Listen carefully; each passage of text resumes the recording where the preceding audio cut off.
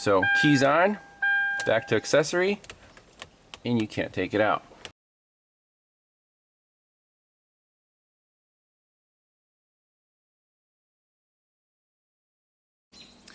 Hi everyone, welcome back to Pine Hollow Auto Diagnostics.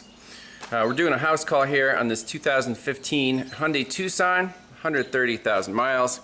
Customer complaint is he can't take the key out of the ignition, just a regular key. It won't go into the lock position, he can't take it out. So the car stays in the accessory position, drains the battery all the way down. It's a pain in the butt. You can't leave the car, you can't really, drive it to a store and take the key out. It's annoying. So let's do the diagnosis. And a couple other things he told me is once the battery got completely drained, he could take the key out, but then obviously couldn't start the car. And then this has been going on for about 3 weeks, and he said during the first week someone told him, hey, just try to slam the shifter into park harder. And he said that worked for a little while, and then that stopped working too. So that's a big clue right there. That could save us a lot of time. The shifter itself seems to be the issue. If it worked intermittently and then stopped working completely. So where do you begin the diagnosis? Wiring diagram. That's my first step. How does the system work? What's the layout? What are all the interlock solenoids? What controls the solenoids? So right here, on all data, we have the shift and key lock system. Here is our shift lever, and you can see the P position switch.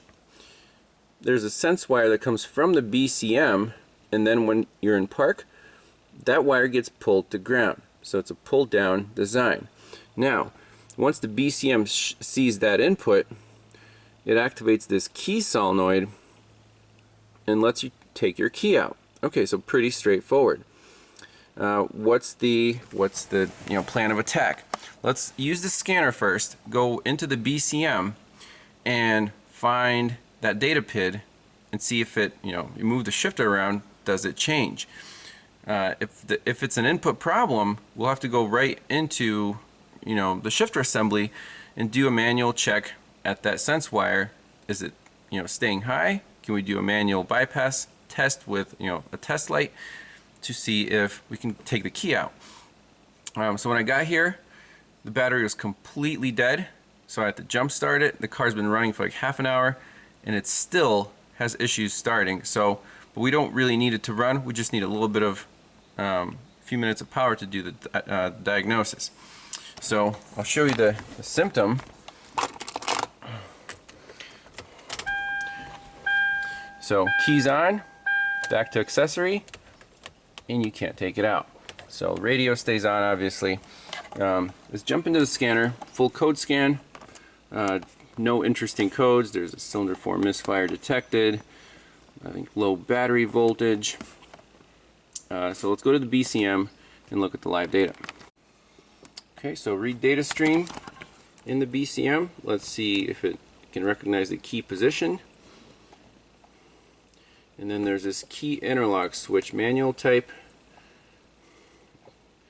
Key interlock switch, key interlock solenoid, key in switch.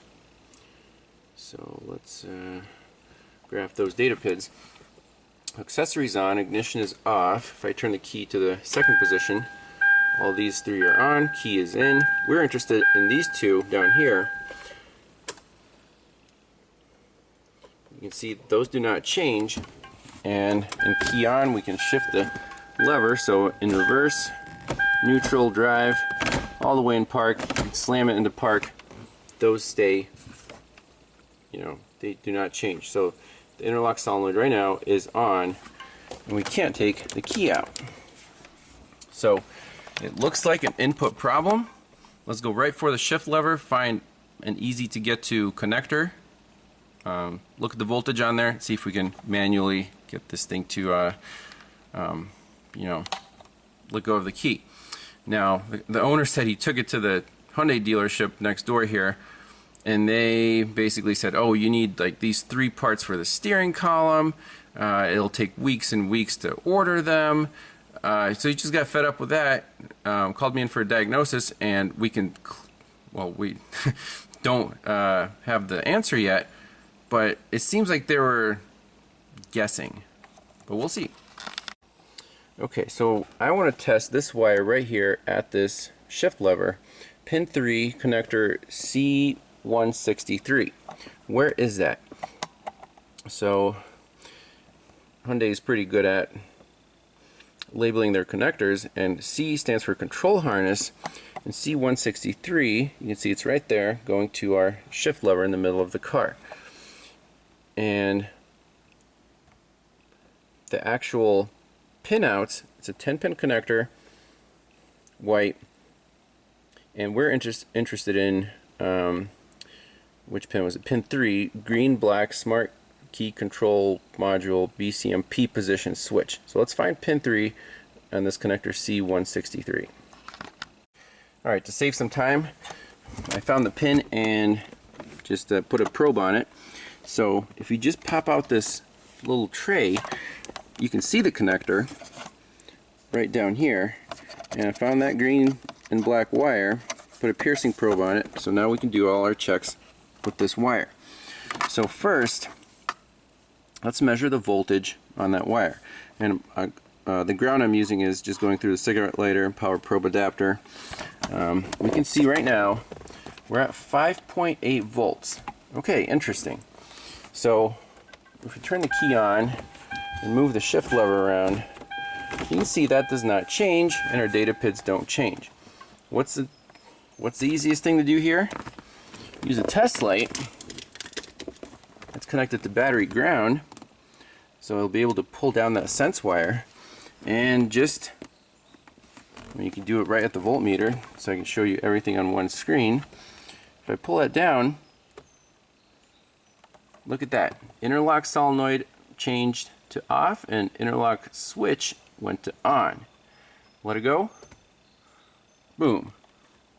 And you hear it click. So if I leave it energized, we should be able to take the key out. No problem.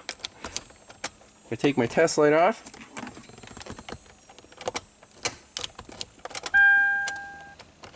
can't take the key out anymore. Put it in. Perfect. So that one test right there was the money test in this diagnosis. Nothing wrong with the steering column, nothing wrong with the actual solenoid in the key cylinder. There's just an input problem at this shift lever, and it kind of makes sense because the owner was, first it kind of intermittently worked, then it stopped working. So whatever parts the dealership ordered, that would be a complete waste of time and money. The problem would still be there.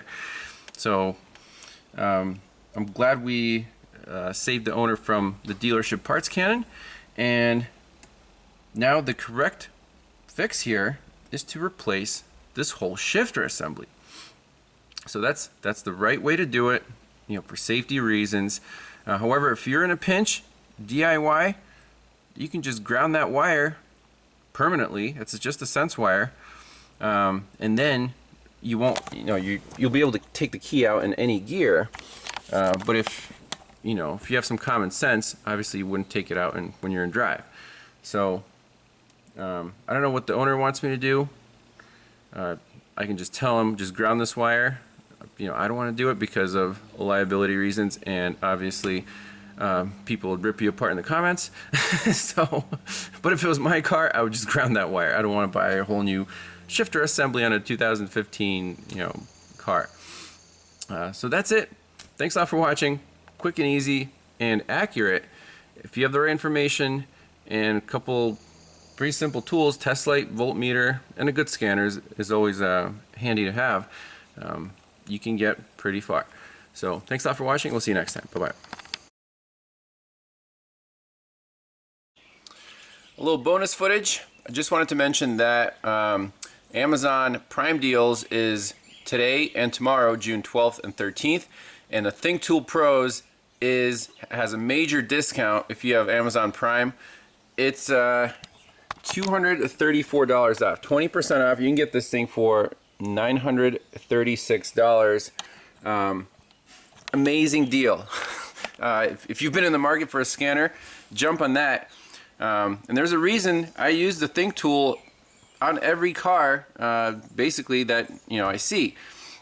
The coverage is amazing, the speed, screen size. It's just, if there was a better scanner, I'd be using that. And I've tried a lot of scanners, and this is my workhorse. I love it. So get it while it's on sale for these 2 days. You can see how powerful it is to have bidirectional controls and OEM live data. That's basically the most commonly used functions when you're doing a diagnosis. Alright, so I hope you enjoyed the video, and we'll see you next time. Bye-bye.